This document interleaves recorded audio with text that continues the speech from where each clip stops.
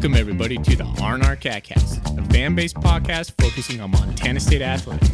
We're two dudes named Ryan from the state of Washington talking about our dear Montana State. We hope you enjoy.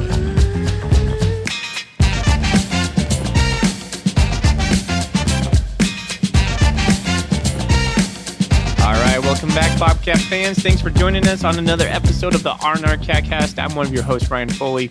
He's Ryan Thornburg. We are the Ryans of the R&R, the Montana State affiliate of the Big Sky Podcast Network, and we have a sweet sponsor in Gear Up Sports, a youth sports platform focused on solving uniform and apparel headache for coaches. If you're a youth or high school coach and need uniforms or R&R gear, check out gearupsportswithus.com and make sure you mention the R&R. Thorning, we're here after the Cat Griz.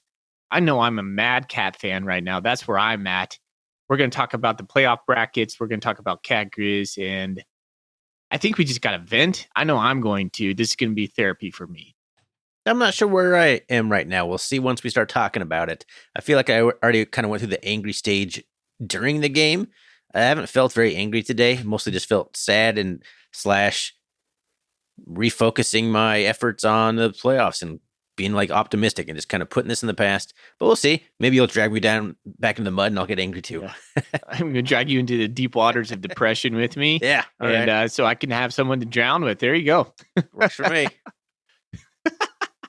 All right. Well, a little look for the show. We'll talk about the final FCS rankings. We'll probably talk about the FCS football bracket. We're just going to riff on the Montana State-Montana game. The 37-7 beatdown in Missoula. And then we'll preview the North Dakota State game, although we'll have more to talk about that next week when Coach Vegan comes out, and we'll probably do an in-depth dive during that. But I have some preliminary thoughts on some matchup stuff and what to look for from North Dakota State. Are you presuming that the Bison are going to steamroll Drake? Oh, yeah. I mean, I guess, the just plowing through that game, right? So, yeah. I think South Dakota State beat Drake like 70-7 earlier in the season or something, 70-3. So I assume the Bison are going to win. But, we'll talk about that. We're going to talk some playoffs here at some point. All right. But first, let's talk about what's in our Golden Coolies. What's in your Golden Coolie? Yeah, sucker. What's in your Golden Coolie? Brought to you by Wilbur Ellis, C. Shea Richter and Company over in Fort Benton for all your farming and fertilizer needs in the Golden Triangle. I'm pretty much out of beer in the fridge, and I'm going to drink the sad beer that kind of kicked off the crap week that was last week. I got a Rolling Rock again. My uncle contacted me, and he said his trucking company, they ran out of Bozeman, used to haul the Rolling Rock for Montana. So it's sad. They don't even make it in the bottles anymore. Like I used to drink a lot of Rolling Rock bottles in college, but they stopped making it in the green bottles. Yeah. Now it's just cans. Heineken and Grolsch. I have a Mere Pond Pale Ale because I needed feel good beer. So there it is. I don't even want to drink a beer, man. I've had kind of a bad night, not Bobcat football, sports related, just other things. So I was kind of grumpy getting on this podcast. So I was like, I'll just take any beer to pick me up. So feeling better now, though. Now that we hit the record button, it like brightened my mood. Recording the worst podcast we're going to record all season, and somehow I'm happier than I was before we started recording it. Well, there was a little kick in the nuts again right when we were watching the Bobcat basketball team lose on a missed layup. You're just trying to bring me down, man. It's just all you're trying to do right now. It happened to me all week. I said earlier, Joe Burrow gets hurt. We get smoked in the Cat Griz. We lose that, and then I just lost my fantasy matchup by 0.4 of a point, all within like 4 days. Holy cow! Did your pet's head fall off? Has it fallen off? That's the final straw. What are we doing here, man? Yeah, Bobcats lose at home to Green Bay after Robert Ford single-handedly comes back in regulation and sends it to overtime. We're down by 1, and a beautiful, I think it was a feed, I'm not sure, but how Gorecki got the ball. He went up for a layup with like 1 second left on the clock. Wide open layup, too hard off the glass, bounced off the front of the rim, lost the game. It's like, no, it's a layup, microcosm. man. of how I feel as a Bobcat fan right now. Yeah, man. Not to spend too much time on this, but what did we finish 3-point land in that game? 7 of 35, baby. It's not going to win too many basketball games. At one point, it was 3 for 23. So got hot at the end, Ryan. So, but I do have to reflect on what my sister said earlier this week. And goes, Sarah, how you feeling? She goes, I feel bad, but it always feels good to be a Bobcat. I was like, there you go. I'll take that. I need that kind of energy here today. Yeah. At least we're not Griz. Man. All right. Well, we'll get into the FCS final rankings. Montana State took number 5 in the nation. Idaho is number 4. South Dakota number 3. Montana's up to number 2. South Dakota State number 1. North Dakota State came in at number 8. Furman's number 7. I'm all over the place on here. Apparently, I don't like to go in order.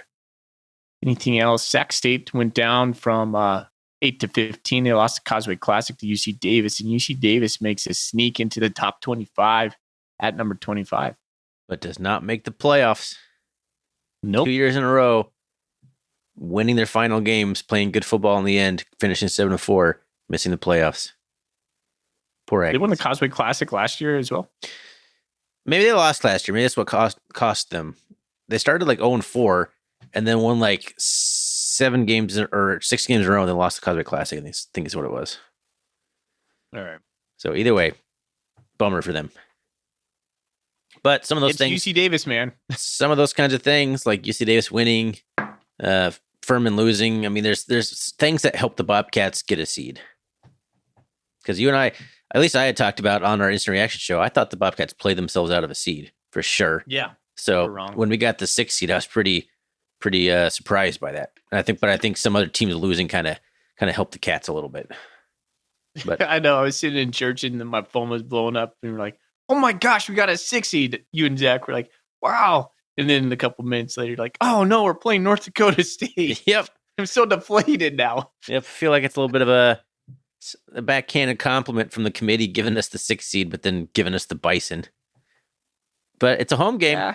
We've been talking about playing the Bison at home forever. Here's our chance. We're gonna have a chance to, show that we can beat the Bison at home and that we're still an elite team. Yeah, Montana State has a lot ahead of them. And what do you want to do right now? You want to get into the stats, or before we start riffing on the game? Yeah, we'll do the stats first, but before we get into anything like that, finishing up the news segment, I guess we could kind of where we are. No press conference today from Vegan, so no Foley and Fisher fashion watch. There we go. I saw Fisher on the basketball game. He was sitting behind the players bench, I believe. Nice.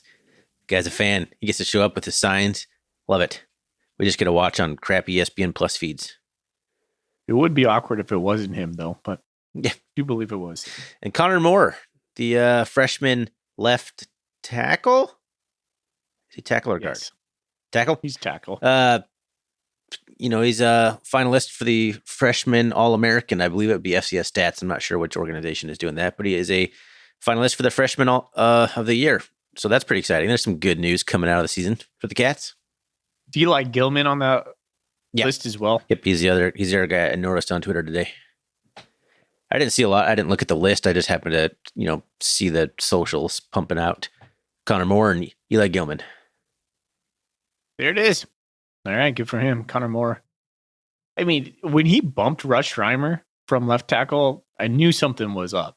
And we had heard all offseason how nasty in a good way he is. Yeah. Yeah, it was kind of like if he took that spot, that means he's further in development than they thought, because I think that was kind of like the dream scenario for the staff. If he was good enough to take that spot, then you can move Reimer around, and then you're really cooking with gas. I thought he had some learning bumps early on in the season, but he's progressed really nice. He's gotten a lot better. He's mean, he's big. He brings that kind of the toughness, that kind of nasty streak that some of you love to see in an offensive lineman. Mm-hmm. All right. Alrighty. Let's get into the stats from this garbage game in Missoula. Bobcats let's travel to the brawl of the whatever. Thanks, Clifton McDowell. 7 of 37. We, on the scoreboard there. Let's go down. The first downs. Cats only mustered up 13 first downs. The Griz had 22. Cats 1 for 10 on third down. 1 for 10. And a lot of questionable play calling, I thought, on third downs. The Griz 7 to 14, so 50%. So that's pretty good for the Griz. Cats 0 for 4 on fourth down. So if you're keeping score at home, that's 1 for 14 on combined third and fourth down conversions. You're not going to win very many football games doing that. 280 total yards of offense for the Bobcats, 430 for the Griz, including 228 through the air on 19 to 25. There we go. Team is completing a high percentage against the Cats ever since we started playing soft defense. 9.1 yards per pass. No interceptions. 202 rushing yards for the Griz on 40 attempts for 5.1 yards per carry. So a pretty good day on the ground for the Griz. And rounded back to the Cats. Just 67 yards passing on 4 of 16 passing, 4.2 yards per pass. And then the interception when Tommy was just trying to do much too late in the game, which it wouldn't have mattered anyway, but forcing a pass in there. 213 yards on the ground is the lone okay spot from this game on 35 attempts. If you'd have told me that we would have had 6.1 yards per carry on 35 attempts for 213 yards, I thought, okay, we would have had maybe a chance to win this football game, but nope, didn't matter one iota. 6 penalties for the Cats for 38 yards. Griz had 8 penalties for 75 yards. The Griz were penalized more. And then 34 minutes, almost 35 minutes of time of possession for the Griz to just 25 for the Cats. All right. Let's see. I was a little bit lost there. Red zone. Montana State was 1 for 2. U of M was 6 for 6. There's a kick in the old cojones for you. Sacks, Montana State had 4 sacks, though, for 15 yards. We were only sacked 1 for 14. Field goals over 1. They were 3 for 3 for field goals. Oh, my gosh. I'm just getting mad. Just thinking about that. You're already mad? Second half. Yeah, second half field goal. Or going right into the half field goal. That was partially blocked. Oh. I saw a replay of it today on Twitter. I didn't notice at the time. I think somebody got a finger on it. Tommy Mellott was 4 for 13 with 67 yards. Didn't have any passing yards in the first half, by the way. Thank you, Taylor House, right? Damn. He had 1 touchdown, 1 interception on a bad decision, but he was 10 for 108 on the ground. Sean Chambers was 0 for 3. Paging Sean Chambers to come into the game. Julius Davis was 14 for 114. Scott Trey Humphrey was 5 for 15. Danny Yu led us all with tackles, with 12 tackles, and he had 2 tackles for a loss. Askelson had 9 with 1 tackle for a loss. Rylan Ort had 11 total with 1 sack. Let's see here. Seabass had 7 total with 1 sack. Grebe had 3 total with 1 sack. Paul Brott, had 2 totals with 1 sack, and Sticks Hall was 4 punts for 157 with a 39.2 average. Seemed to be considerably down from the last couple games. And let's see, Clifton McDowell had 17. He was 17 for 22 with 1 touchdown for 200 yards and 12 for 74 with another touchdown. And Eli Gilman was only 11 for 36, but he did have a touchdown. They're your stats. He had 36 yards? Yeah. Gosh, it seemed like he had more than that. He had 11. Yeah, he only had like 3 point some yards per carry. He had a long of 8 yards. Besides the 64-yard touchdown run by Osmo, they didn't have a lot of like big explosive plays in the run game. Gilman had a long of 8, Childs a long of 6, Bergen a long of 7, McDowell a long of 20, but he probably had a whole bunch in that like 10 range. I guess probably not. He had 12 for 69, so I don't know. Your worst nightmare. It was 3rd and 7. I mean, there's catching up. Yeah, they're big stat. And you look at the running the ball, and they had 200 yards and 5.1 yards per carry, but they had that 64-yard touchdown run that kind of just, when the game was starting to wear down, that kind of pads it a little bit. Yeah, you look at the stats, and it's like, how they score so many points? It's not like blowing the doors off or anything like that. The stats aren't. No, it's because Montana State went 1 for 2 in the red zone, and they went 6 for 6 in the red zone. We were able to move the ball between 20s. We couldn't do crap when we got into the red zone.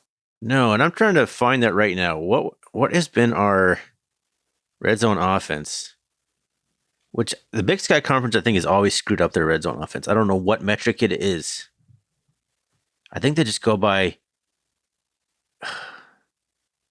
who scored the most. Yeah, it's just they just have it. No, I don't know. I don't know how it's sorted. If you want to sort it by percentage, Montana State's like 6th in terms of like scoring percentage in the red zone. Red zone defense, Bobcats are 9th. Whew. Actually, I wonder what we were last year. Let's sort that by percentage. We're 9th. I don't know what we were last year, but we're 87% of the time opponent gets in the red zone, they score. And so MSU is still number 1 in scoring offense, and number 2 in scoring defense. Yeah, I mean, 37 points is the most we've given up all year, and that's a lot. It's a lot of points, but it's for the league that we've seen other teams score points in this league. Like that's not that many points compared to other. Did you like that Northern Arizona Eastern Washington finale? What did that end up being? What was the final score in that? That was like 50-50 at some point or something crazy. Maybe it was on the 40s, but I don't know. But yeah, I mean, I can see the scoring defense being okay statistically for the Cats, but it's just didn't trend well there at the end, I guess. Yeah, man. There's winners and losers in this game, and the losers is the coaching staff for Montana State. I'm just going to say it straight up. They did nothing, absolutely nothing to win this game for Montana State. It was a piss poor performance by the coaching staff, namely Taylor Housewright. See, I just don't know enough about what went wrong. I can't sit there and say like the players, like they didn't tackle. Nobody could tackle. Yeah. I mean, okay. Is that Willie Matt Garza's fault if nobody can maybe make a tackle? Maybe it's Coach Vegan's fault for not practicing tackling. Who knows, right? Who knows? Like that's right. I don't know. It's been an issue though. It's been an issue, hasn't been solved. So that's on the coaches as well. That's true. That's true. Maybe we're just not as talented as we thought we were. Where's Sean Chambers in this game? So, yes, if we're going to get to the offense, that is the one thing that, if that's a game plan, if that's Housewright or Vegan, I don't know. Sean Chambers needs to play more football. He needs to, at the very least, use him the same way we've been using him for majority of the year. The big one to me, and I think this is the one where I texted you and Zach, like, this is the angriest I've been this entire year. Like I told you, I already kind of went through my anger phase. I think it was the 4th and 2 or 4th and 3. We had like a first down run for like 9 yards. Then we went backwards like 2 yards. And it was like 4th and 3. And then we threw a stupid fade. I think it was to Hunter Province. I don't even, is it Province? I'm not entirely sure how to say his name. But we threw another fade to him like towards the end zone. It's like, bring in Sean Chambers and go up the middle. If you don't get 3 yards, then darn. But that is like a high percentage play. The thing that is irritating to me about the fades, they haven't worked at any point this year. No. So why do we keep trying them? This isn't the game to keep trying something that hasn't worked. And maybe it's not something you work on and hopefully it starts working. You're not practicing. This is a game you need to win. The Big Sky championship was on the line. Forget the Griz. This was a championship game and we didn't show up. And play calling like that, is that Tommy Housewright? That's where I don't know whose call that is. Or that might have been the same play too, where Tommy dropped back and then decided to throw the pass. And I haven't rewatched the game and I didn't rewatch much of it, but there was one 4th down conversion I remember where Tommy dropped back and it looked like there was a huge hole up the middle. Where he could have scrambled for 4 yards. Yeah, in his sleep, like he could go. He could have walked backwards for 4 yards. Yep. Exactly. So there's some stuff like that's not Housewright's fault if Tommy's not going to run on an open lane on a 4th down. Is he committed to the pass? Man, no, it's not. But it's stupid. Like you said, we have 2 yards to get. John Chambers is the best at getting 2 yards in the whole damn conference. Run the damn ball. I agree.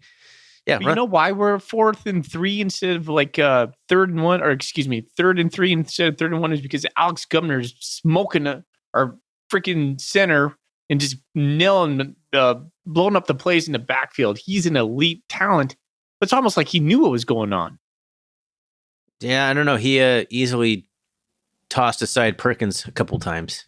Oh, It was almost like he was ahead of the snap count. Yeah. I was like, how does he get back in the field that fast? Yeah, Perkins didn't even have his hands back up after snapping the ball before Gumner was already pushing past him. It's crazy. Some of that's because of this play clock. You're like, okay, they're going to run the play clock down to 1 or 2. Then I'm going to have to snap the ball. I'm going to jump this. Like, that's easy, dude. Yeah. I don't know. There was some great individual plays by the Griz defense for sure. But it's like, you still like you do what you do. And if the Griz stop it, then you tip your cap to them. Exactly. And that's what's frustrating to me is these big games, the Griz, Idaho, South Dakota State. It's like, we just don't do what we do against every other team. And I don't know. No. I don't know if it's a game plan where we don't get enough plays in, like the play count's not high enough to start kind of getting further into that game plan, but it's like, it looks different from the start. And it's just not cohesive. No. We can't play from behind, apparently. We don't know what to do when we're playing from behind. Get down 2 scores, it's over. Well, Montana State has so much to work on right now. Absolutely so much to work on. They have so many decisions. If Montana State is wise right now, they shut off everything. Don't listen to us. Don't listen to anybody in the media. We're just going to be blowing all of our smoke out. They need to focus it on themselves and make some changes. Tackling, number 1. How do you make sure that tackling gets addressed? How do we put more pressure on the quarterback? One of the main things I thought that we missed was the very first drive of the game. We got the very first drive, the very first series, Thorny. We put Clifton McDowell on 3rd and 7 on the very first series when they started. And you know what we did? We dropped 8 and rushed 4. You want to put a moment in the game where you seize momentum early on, you bring the house and put him on his ass.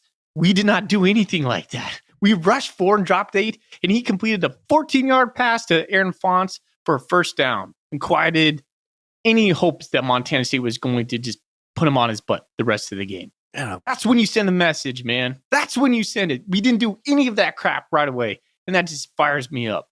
Hindsight's 2020. Like, what if we send the house and they score an 80-yard touchdown Who pass cares? instead? Then you put the message that we're going to smoke you once in a while. Then you're on this podcast complaining that we were too aggressive. No, I will never complain that we're too aggressive. Yeah. We never complain. We got to get more aggressive. We have to. Yes. Like, you are absolutely right. It's driving me crazy, this bend, but also break defense.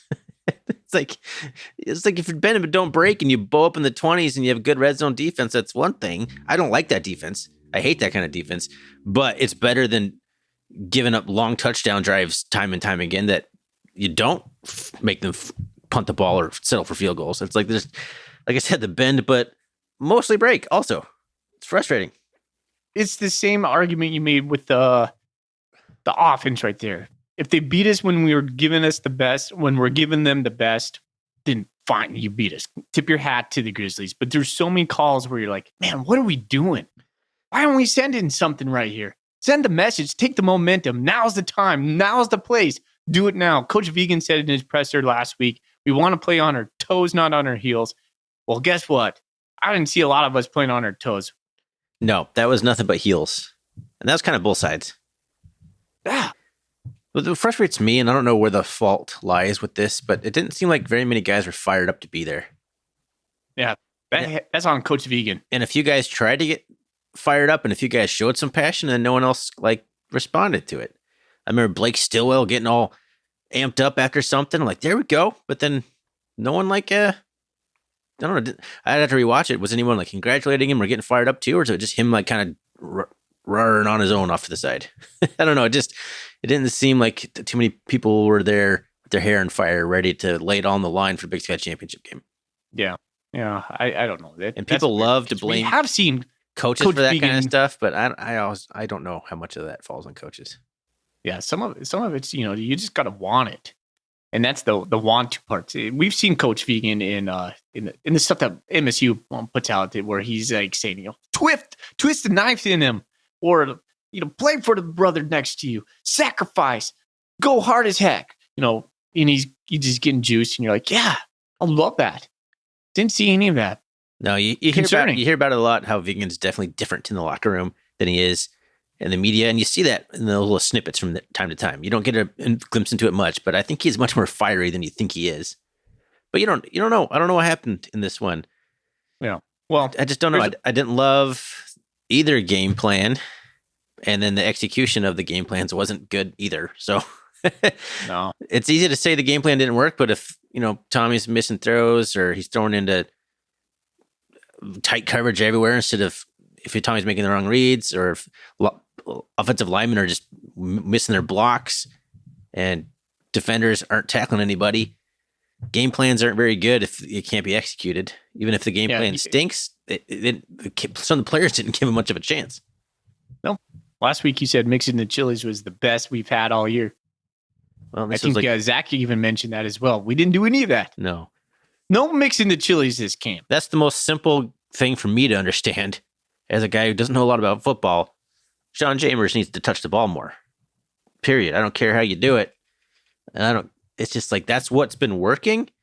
And then we play these games and then we're just like, where's Sean? Where's Sean Chambers? Has anyone seen Sean Chambers? It drives me bonkers. Anything different. Just do something different. Golly. So you are fired up. Look at you go. It's almost insanity. Like, we all know that definition, right? Everybody says it. And it's just, hey, it wasn't working. Let's do something different. Put a new look out there. Call a different play. I do believe some of it's on Tommy Mellott. You're right. On some of those fourth downs and third downs, he could have easily scrambled. We could have used his legs a little bit more. However, the play call is the play call. Like you said a couple of weeks ago, man, you're like, you don't have to call that play call. If it's an RPO, you don't have to call the play call. Well, didn't they say... Give it to Julius Davis, who was the guy they couldn't stop. Didn't they say after the Idaho game that they were going to take some of the decisions out of Tommy's hands? Did I hear that somewhere, or is that just me misremembering something? No, I don't know. You didn't say that. But here's the deal. I'm just going to say this. We haven't been enthused with our defense for 2 years now. There was a time early on in this season where we're like, man, defense is looking better. And we were like, who thought about that? You go back and you look about who we were playing. You're like, okay, we looked stellar at Weber State. Yeah, stellar against Weber State. I thought it looked really good against South Dakota State, minus like one or two drives. But overall, like, that gave me hope. Like, this defense is like tough and physical. We were blitzing more. We had Drew Polidor. We had Rylan Orton making plays. Mm-hmm. It's like, there we go. Garza. Exactly. And you and I heard all offseason how the players are responding well to Garza's scheme. And that was kind of showing up in the first few games. Like, all right, here we go. And then something's just happened. Like, they're not terrible. I don't want to say the defense is terrible. Like, we're not anywhere near where we were, like, in those later Ash years or anything like that. We're not going to be, like, we're still probably like the top 4 defense in the Big Sky. But and that's fine, I guess. But the offense is, the defense. Let's just put it this way: the defense hasn't won a game for us this year. That's a complete change. The defense has had to win football games for Montana State since Jeff Cho came. Now it's all the offense. Now we're so reliant on the offense that the defense, they're not capable of winning a football game for us. I feel like if it's coming down the line and it's going to be the other team's got the ball with 2 minutes left and the defense has to make a stop, I'm not sure I have a lot of faith that we're going to. So what are you going to do? What would you want to see Montana State do differently? You just gotta be more aggressive. Exactly. Just sending 4 guys and sitting back in like a soft coverage or a coverage man combination. Like, I don't know. It's just not working. I'm just tired of all these 7-minute touchdown drives against the defense. Yeah. And you're never going to force a turnover if you're just sitting there waiting for the play to come to you. So Montana State does these wide splits with their defense to do like stunts and whatnot. Montana countered that by splitting out their offensive linemen wide as well, which leaves huge gaps, as you would probably imagine in your head. We didn't do anything with those. Say that and send a delayed Rylan Wirt. Yep. I love delayed blitzes, man. I'm a huge fan of delayed blitzes. Yep. Send Danny you. Send something. Make them look. Make them think. Like I said, if we get beat because we're too aggressive, then we got beat. The thing that stood out to me on the defense, too, is the interior is not making any plays. Valdez and Schmidt, which I thought were one of the best duos in the league, they've largely been pretty quiet the last half of the season. Taking on double teams a lot, man. Yeah, I don't know. It's just, you still got to have So if they're doing the double teams, then you got to send somebody. You got to send a blitz. They're freeing up somebody to come in. But if you're not sending anybody, it doesn't matter. Yeah, I just What don't good know is how eating up a double tackling- team if you're not going to have any guys around to take advantage of that? I don't know.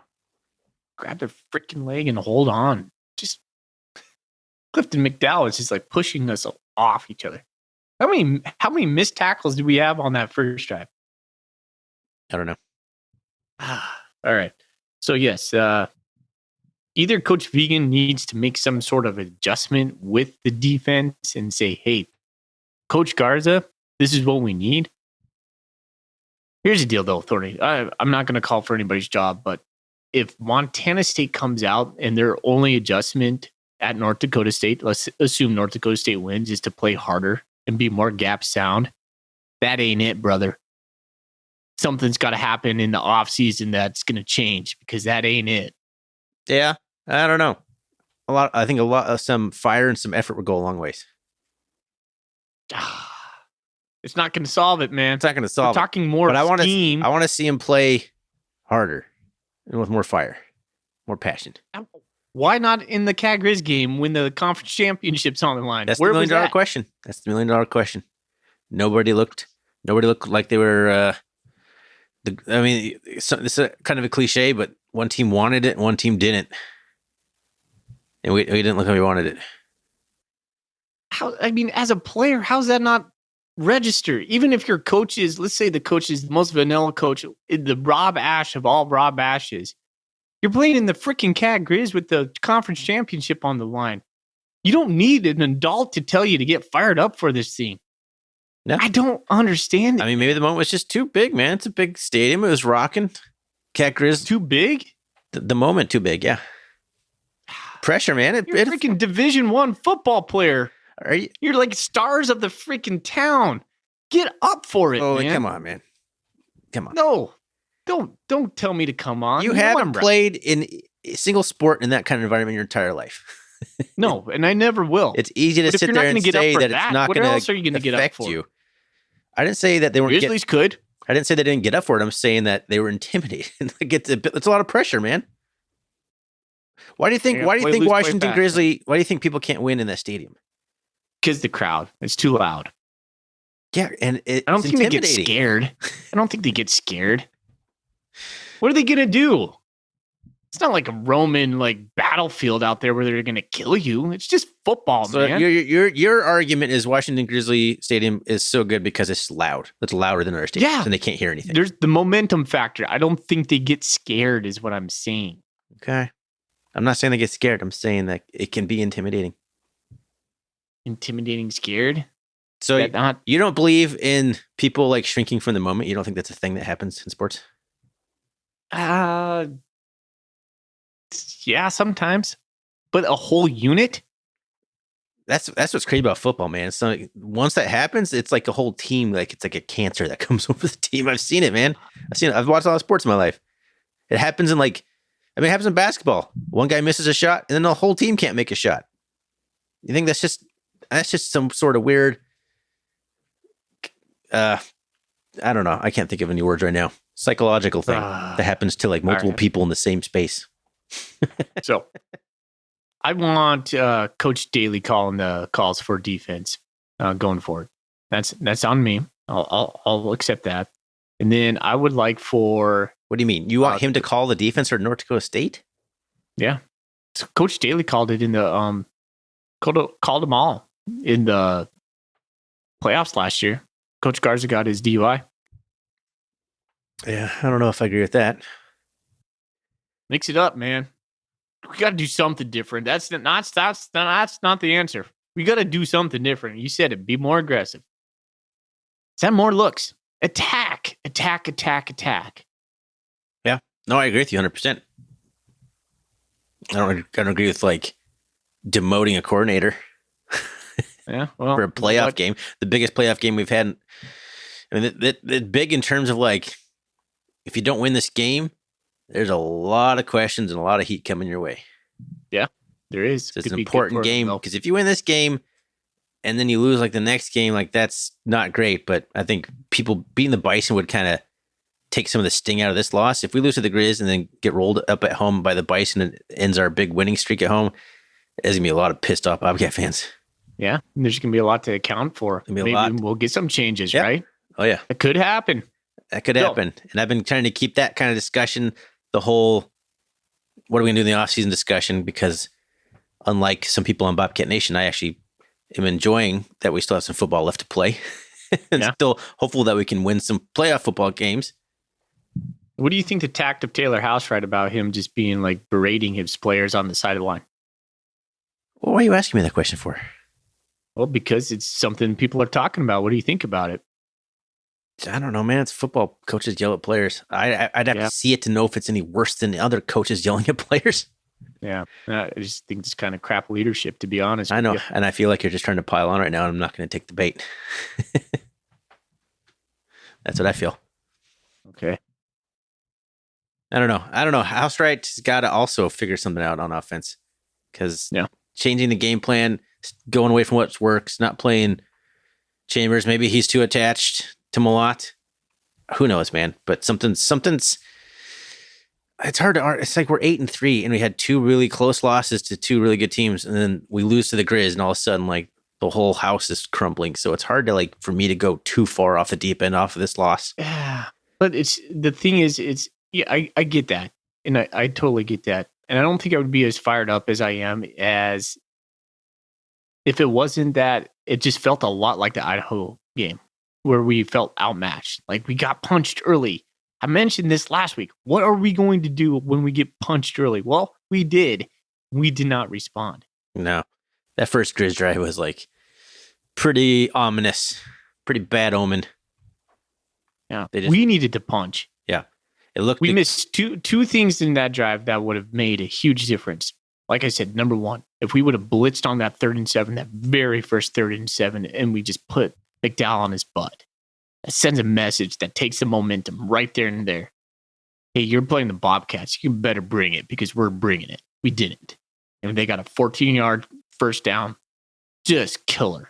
I remember you texting me on that. You're like, Zach, like, it's just like that moment you knew. You're like, that was a statement moment that we missed. Primed. It was kind of attack. Yeah, to me, it was like, a statement opportunity, like you're saying. But to me, it was just a signal that, any hope that you had that the defense was going to come out and with any different scheme or more aggressiveness, it was dashed right there. It's like, nope, there we go. That's the same defense we've been seeing. There's a second moment. And this one was when they got down in the red zone and there was that fumble and the ball bounces back to the Griz. If it goes to the Cats, that would have changed the game. Yeah. For the moment. Who knows what happens after that? But I kind of feel like the Cats need a moment where they feel like they have the momentum. And then that could have been that thing where the projections were like, okay, we're going. We just needed that. So they needed something to hang their hat on. They didn't. So we got scored on, go a 3 and out. Cool. Man, you can't get a 3 and out right there. Cannot get a 3 and out right there.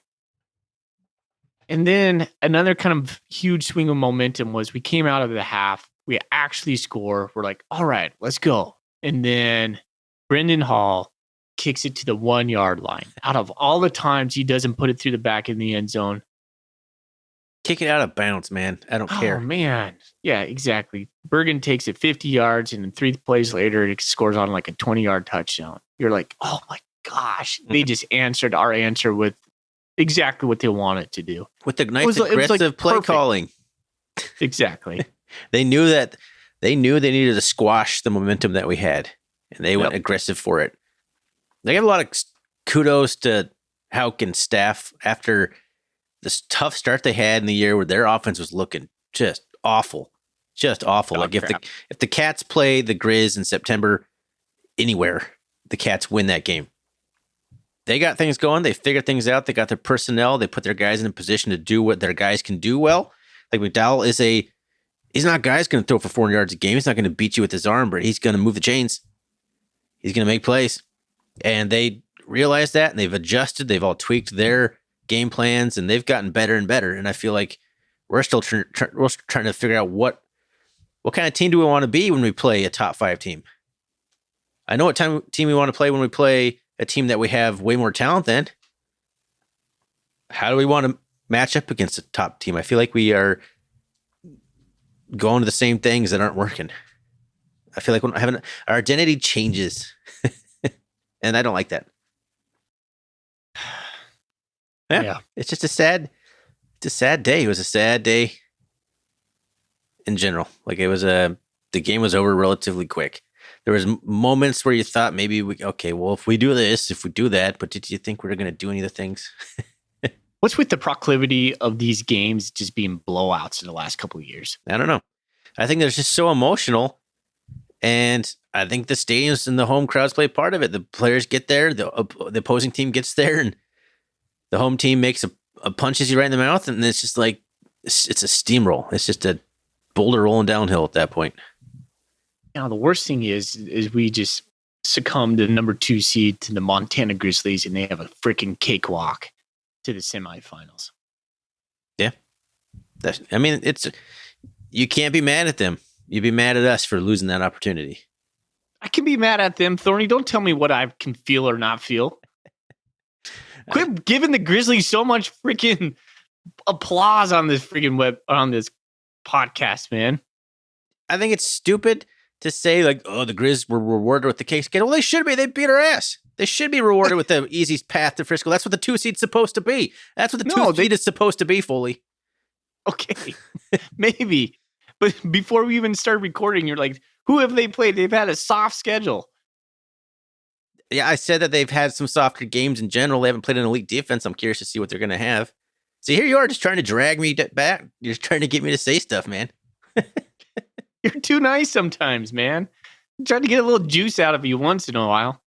There's some stuff that should make you mad. I am mad. Like Taylor Housewright should make you mad right now. Yeah.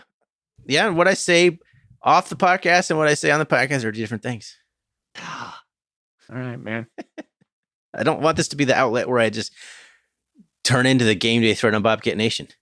All right? I try and be a little bit of the voice of reason sometimes. I think that's kind of the obligation of this podcast, not to go too far off the deep end. At least my role sometimes. Oh, you're calling me the guy that's up and down. I got to rein you in sometimes. Jeez. There's no wrong feeling to be feeling right now after this game, man. We got our butts kicked and it pisses me off. And that's 2 in a row that we've gotten smoked in Missoula. And Tommy Olot had a worse statistical game than Matt McKay did last time, which is just blowing my mind. The guy that got benched and quit the team had a better game than the guy that replaced him. That's just ugh. All right. So and now, do you think Coach Vegan will do something akin, or will we make any changes going into North Dakota State? That's the thing I want to know. So Montana State has to have a circle the wagon type of moment. I said this back when the Grizzlies got beat by NAU. I go, man, they're going to have to circle the wagons. And guess what they did? They did exactly that. And if we don't do something different, if we don't look internally and say, what did we do wrong? And I'm sure he's going to say that because he says that every week. If you listen to his press conference, if you get past the fashion advice that I give you, Coach Vegan talks about being reflective and being this and that. He's like, and he says all the right things. But I haven't seen the improvement on the defense. In fact, our defense has gotten worse throughout the season. The passing defense has markedly gotten worse throughout the season. So why isn't that changing? Are we actually reflecting on that? Are we self-scouting? Are we doing anything different? Why isn't our tackling starting to why is it starting to get worse throughout the season? Is that a us thing? Is that a them thing? Is that an effort thing? Tom Stuber was on Bobcat Nation today saying tackling's kind of like getting rebounds. You just got to want it.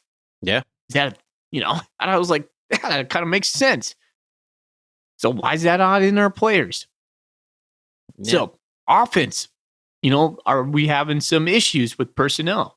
Is there bad relationships right now? That's the thing. If there's cancer inside the Bobcat locker room, I'm not saying there is, but if there's coaches and players that are not getting along, coaches and coaches not getting along, You got to figure that out. Squash You got that to beef, lay man. that. We you only gotta- got one more guaranteed chance in this season. You got to bury the hatchet, put your differences aside, and play for the blue and gold.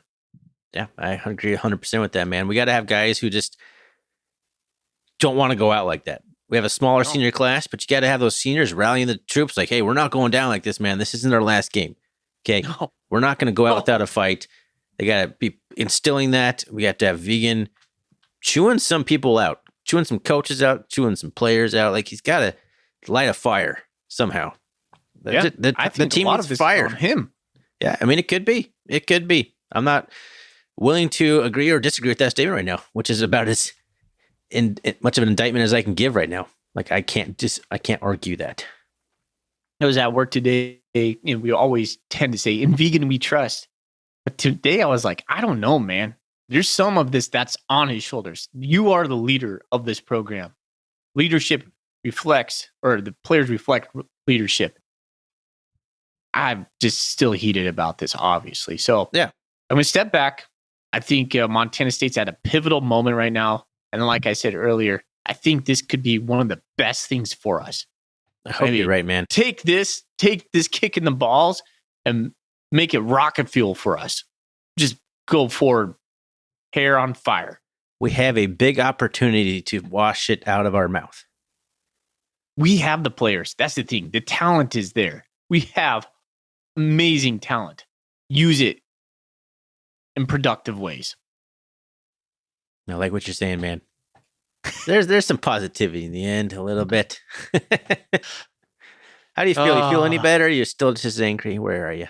Man, I don't know. It's been a week for me, so it'll take me a while. Yeah, it'll take me a while. And the Cats lose. Let's say this: if Cats lose against North Dakota State again, I'm just going to assume it's North Dakota State. If Cats come out and get smoked by North Dakota State, or if you even lose a close one, I think it's going to be good for the Cats too, because that means changes have to come. Because this is just not it. Yep. You lose a first round or second round game, that's not Bobcat football. So one way or the other, changes are coming, Thorny. Yeah, I think you're right. And we will cross that bridge when we get there. But right now, I just want to root for some Bobcat football. Hopefully more than one more time. Hopefully a few more times. All right. No more talking about Cat Griz. I think that probably is got Thanksgiving coming up. Feel free to text Ryan Foley if you want to continue talking. Yeah, Cat Griz. Go on, Bobcat Nation. Text Ryan. Text me. We can argue. I'll give you a little bit more uncut, Thorny offline a little bit, which isn't a whole lot different, but it's a little hot takier sometimes. It is. It can get a little spicy. Well, during game day, yeah. If we recorded, can you imagine if we were doing a live show during the game? It would be a disaster. You think I'm any better than the guys in the Bobcat Nation game day thread? I'm not. I just don't post on Bobcat Nation anymore. I just do it via text instead. But I usually calm down after a game. A lot better than I used to, man. I've gotten older as a sports fan mainly, and you just learn to not let it rule your life so much. Oh, shut up, man. You're so full of it. I'm not, man. You're so full of it, I used to take man. it way worse. I'm not saying I take it great. I'm saying me in my 20s, way worse after a loss. Don't talk to me for 2 days. Pissed off. Just a mess. I've just learned to not control me quite as much as it used to. I'm not saying I'm healthy about it anyway. We're doing a podcast about sports. How healthy am I with my relationship with sports? All right. Well, hey, what do you want to talk about next? Let's enter some Golden Coolie questions and probably skip most of the bracket, or do we want to try and squeeze some bracket talk in here? Do we even have Golden Coolie questions? Anybody do anything about Golden Coolie? I got a few on Twitter. Well, they're going to be kind of things that we kind of covered. Are you ever going to call it X? No. Does anybody call it X? Elon Musk. And probably people who pay for Twitter might call it X. I don't know. Okay, it looks like somebody did contribute to the Golden Coolies. It's on the first page. Smith427 says, realistically, is anyone on the Cats coaching for their job in this postseason? I mean, I didn't want to talk about stuff in the offseason necessarily, but that's kind of I like the way that's phrased. So I would say probably yes to that. Yeah. I would say yes. 100%, man. OCDC on the line. Yep. I don't think Coach Vegan's on the line. He shouldn't be. He's been very successful. But the fact that there's a Fire Vegan thread on Bobcat Nation is the most asinine thing I've seen on Bobcat Nation in one time. No. You want me to give a hot take?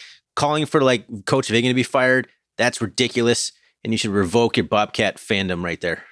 Well, I know where it's coming from, though. I know where it's coming from. Years of getting our butts whipped because of Rob Ash called it just another game. It's not FTG, it's BTG. And you and I are never FTG kind of guys. Like, I don't think we've ever put anything out there that said FTG on Twitter, or if you look at I don't really like Cat or much. Common Cat, I've never appreciated that. But I do like the intensity behind that statement and the all of that. And so I people are still hurt. I'm still hurt from all those years of just getting our butts whipped. See, and not being competitive. I think that's what it is. I think it's just not being competitive in the game. Like this game, if we lost this game and it was a 1-score game or field goal or something like that, which doesn't seem to happen very often in college games, or like we haven't been in a close one like that since South Dakota State, it feels like. Or Idaho. Yeah, I guess there's that. So you're saying the 2 losses we had before this were exactly what you're hoping for, and if you're going to lose, if we're going to lose, yeah, right. You're like, okay, if we're talked about, let's be competitive. Yeah, we talked about that for years, and then now that we have lost a couple games against like top 5, top 10 teams closely, now we're still pissed we're losing. Like, it's like, hey, I have a question for you, and this is something that's been bugging me. Do you hold Mike Kramer in higher regard or Rob Ash in higher regard?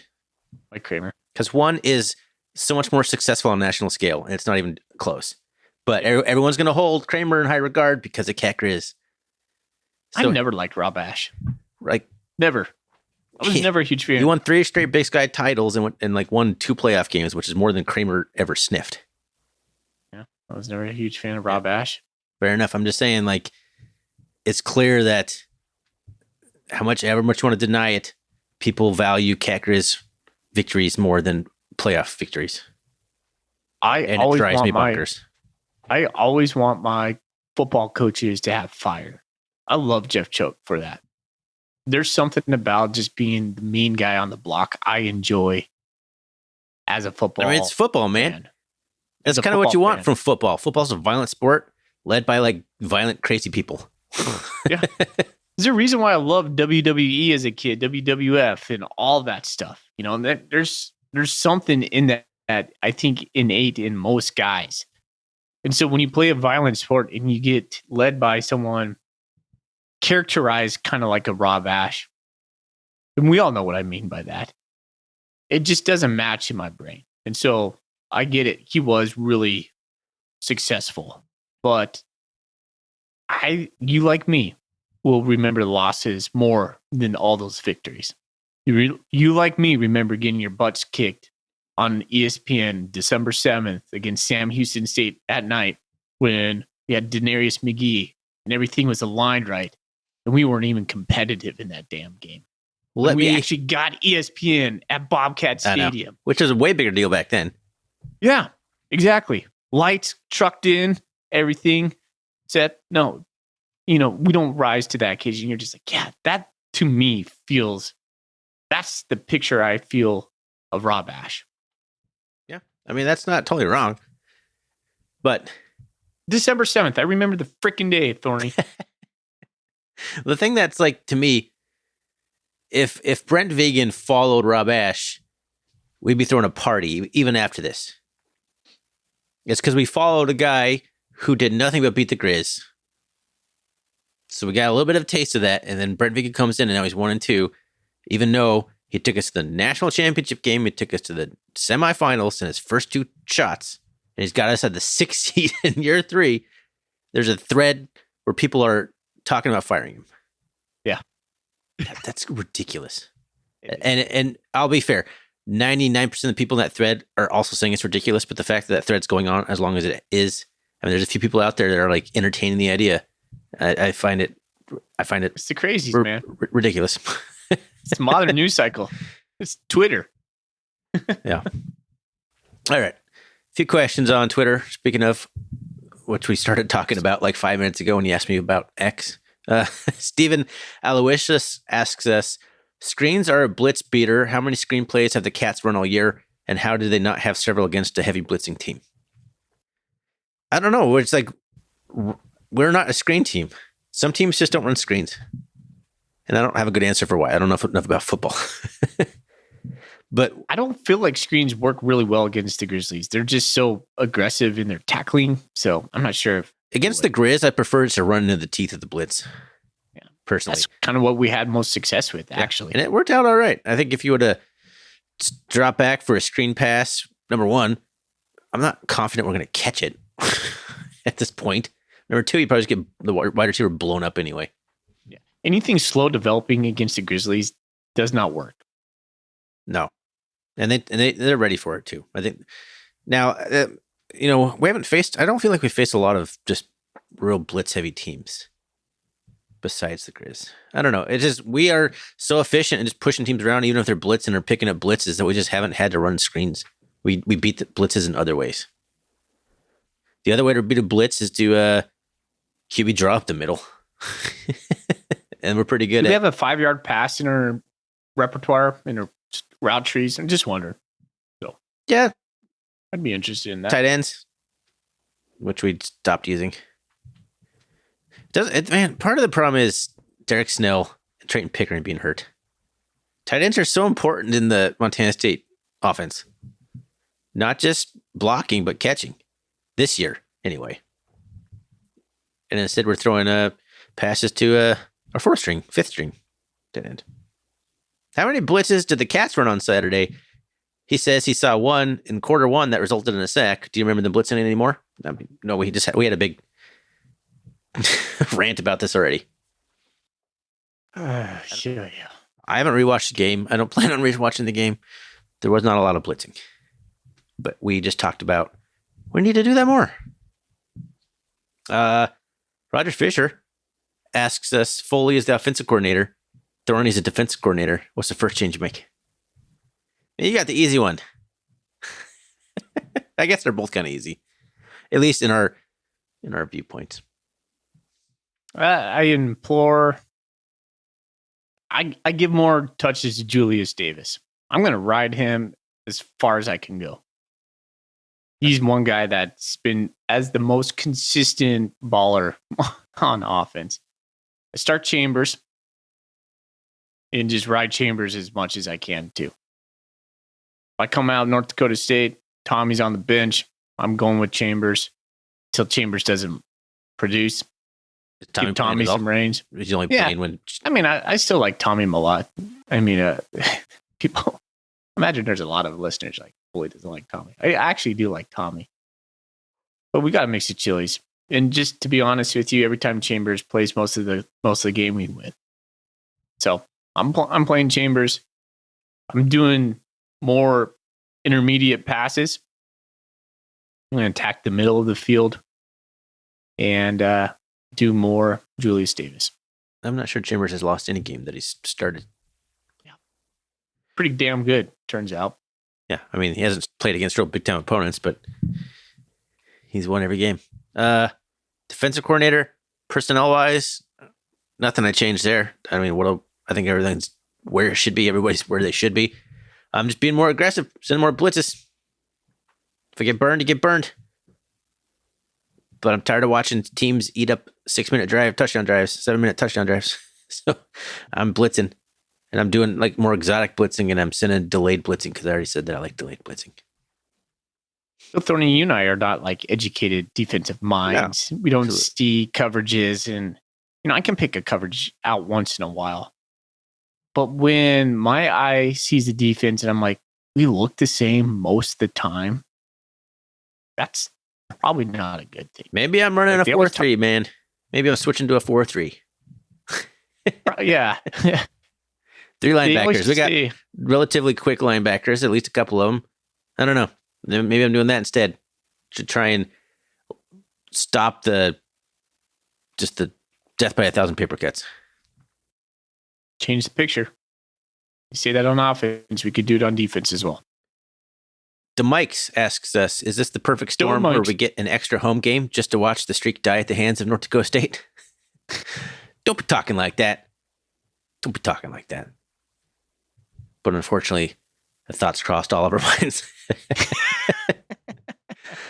But I'm not going to answer it. I think North Dakota State reminds me right now of a little bit of the good version of Weber State. Yeah. I was combing through their scores yesterday. I was like, they're actually not like a rush 300 yards type of game or type of team. They're doing about 200, which is really good. But they're also passing for about 200, so they're kind of really balanced, like the Grizzlies in that case. But to me, they seem more physical, like a Weber State would be. I'm like, these guys. When I was trying to find an analogy or kind of a parallel to them, I was like, well, probably like Weber, but with Munoz, like Cam Miller, right? Yeah, he's capable. He Yeah. hasn't had a great year. In fact, I do have a stat on him. He's had 14 touchdowns and about 700 some yards.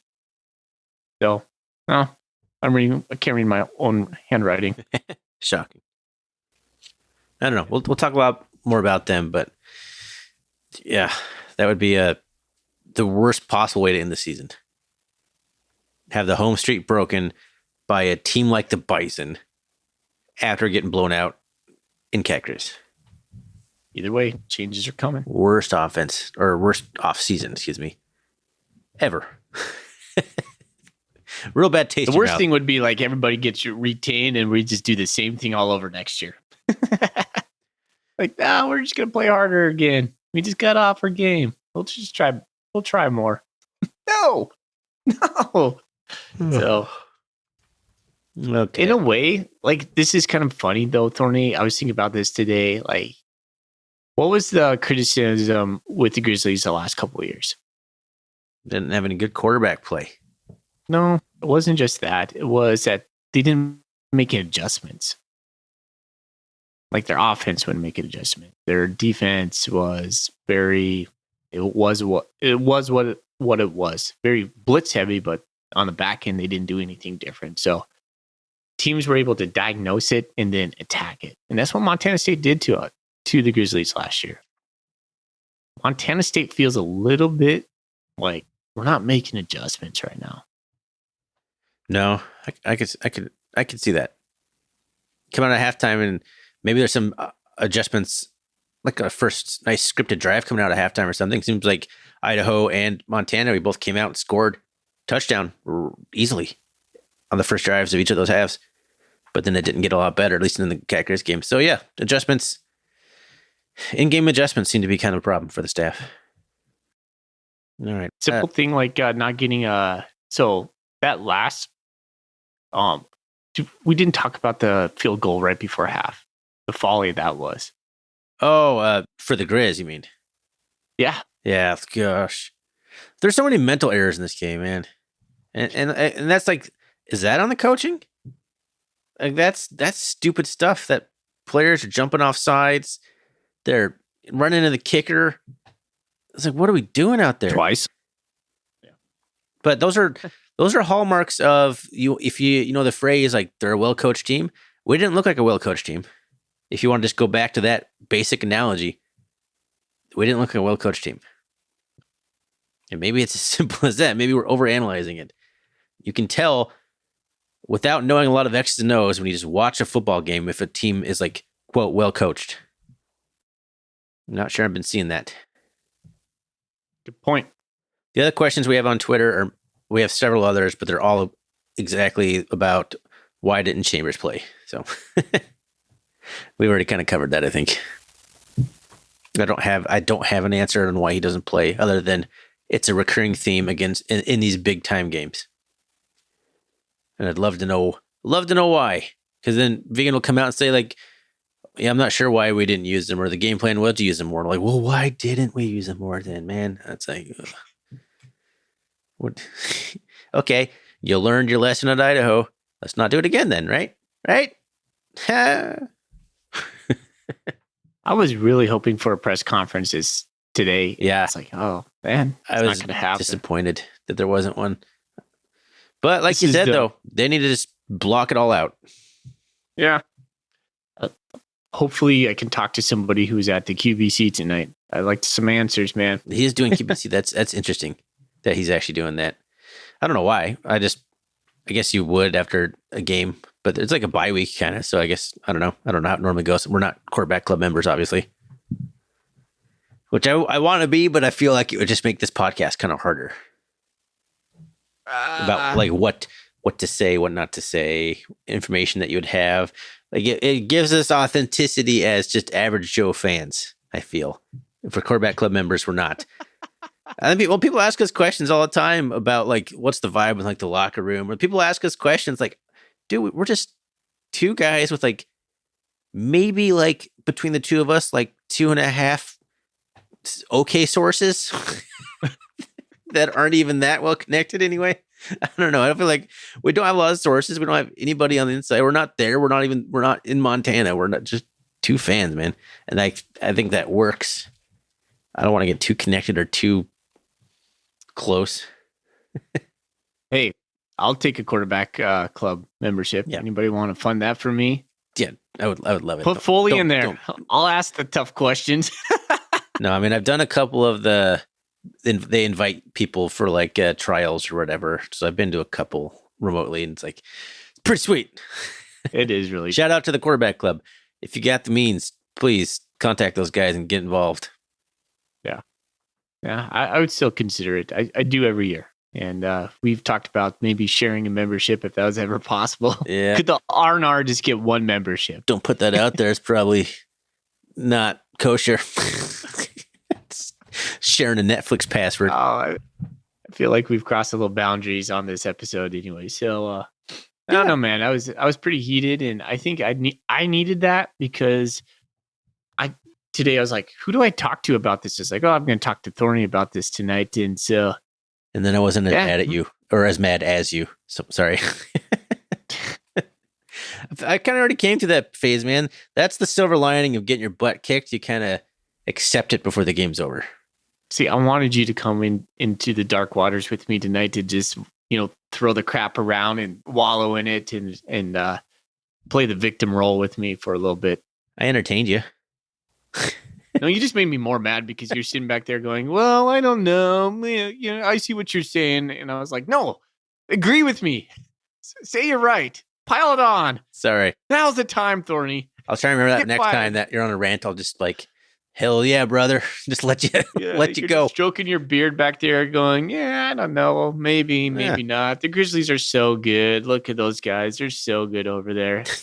That's what I was hearing you say. I didn't say any of that, but it's I know, true. but that's what I'm hearing It's you true, though. say. They're playing really well. I like giving opponents credit, man. I do. I know you do. Especially when I feel like they kicked our butts. Like they whipped us. That wasn't a case Yeah. of the Bobcats beat the Bobcats. I think the Griz just smoked us. Even if we played better, the Griz played really good game of football. It's the total reverse of 2022, which was an amazing moment for us. I know. So Griz fans are now, just uncontrollably obnoxious on Twitter right now. I'm pretty much avoiding it. But we know that feeling, man. We were them last year, so it's a good feeling, and you wanna rub it in. You want to rub it in. Try to have some decency about it, but we're all fans. Well, we're all diehard fans. You're gonna rub it in. Cool thing for them is it's like a phoenix rising from the ashes because everybody roasted those guys and put them dead to rights after the AU. That wasn't just Cat fans, man. Griz fans have been hearing it all year, and they are all just salty AF right now. So I say that because Montana State could be in that moment now. This could be the catalyst that sends us on a trajectory of just greatness because we have the players, we have the fan base, we have everything in front of us to get it done. You just got to go do it. Damn, that's what I like to hear. We got a football game coming up in 2 weeks. We got a football game coming up, a home playoff game. Don't take those for granted. I know everyone's sad. I know everyone's mad. Don't take it for granted. Go show the seniors the support they deserve. Let's go. Let's go whip the Bison's butt, man. Let's do it. About time. Revenge, man. We have an opportunity for a big-time revenge game here. 2010, put it on the screen. Make those guys watch it. I remember that feeling. I know exactly where I was. Yeah. Do you? Do you remember where you were? No. I was watching on TV. I don't know where. I was out of Bozeman at the I time. was with our friend Kyle Kinnick in Great Falls, watching it at some sort of bar on, oh gosh, I can't even remember that. It's been so. Was it the halftime? Yeah, the halftime. I was eating a plate of fries and just watching the comeback on the second half of that game. Just feeling just like, I can't believe this. I don't even want my fries anymore. You finished my fries. I don't want these fries anymore. Exactly. I'm not hungry anymore. I remember, man. I remember. Yeah, you remember the losses. That's the thing, man. That's what defines Coach Ash for me. Unfortunately, he was a good coach, but I never loved the guy. Fair enough. Fair enough. But have a chance to erase all that. Let's set it up. We're going to talk about it next week. Coach Vegan's going to come on. He's going to give his press conference looking all dapper. Going to be humble. He's going to tell us how they learned about all the stuff that they did wrong in the Cat Griz, and we're going to believe him, and we're going to be rah, rah, rah, go Cats.